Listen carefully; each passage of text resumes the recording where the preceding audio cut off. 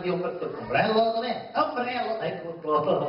C'è il secondo ombrello che metto qui per far lavorare l'assistente di scena dopo. Vediamo se trova un altro ombrello. Ups. E un secondo, vediamo. Magia, secondo ombrello.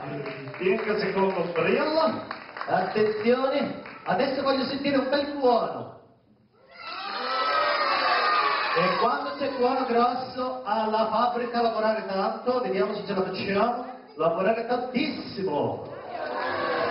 Tantissimo in fabbrica. Ancora tuono. E altro ombrello. Opla, facciamo qui. Adesso basta fare splendere sole. Così. Grazie, splende sole, colori nell'aria. Colore nell'aria, colore rosso come sangue che mi piace tanto. Ok, rosso. E poi altro bel colore di morti. Non è bel colore, ma è un bel colore lo stesso. Ok. E poi altro colore, verde. Un altro morto qui.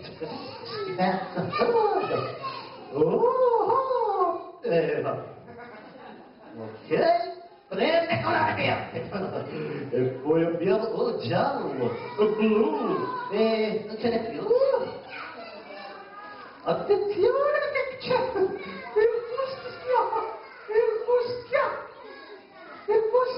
muschio, lettera. Ok, e adesso arcobaleno. Fate ancora.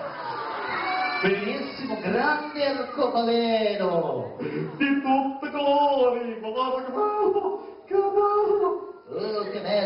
bello! E quando c'è l'arcobaleno si applaude finché non finisce!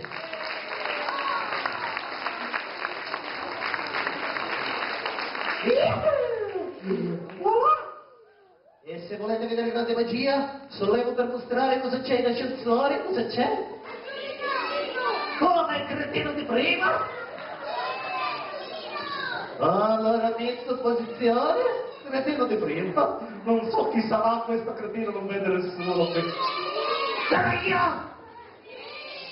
Non sono contento di questa cosa, ma vi voglio mostrare il proprietario di casa.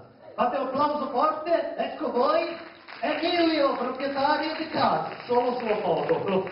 Chiaramente foto di direttore di azienda. Tenga, signora. Foto di direttore di azienda qui. Eccolo qua, Emilio. Simpatico? Non simpatico?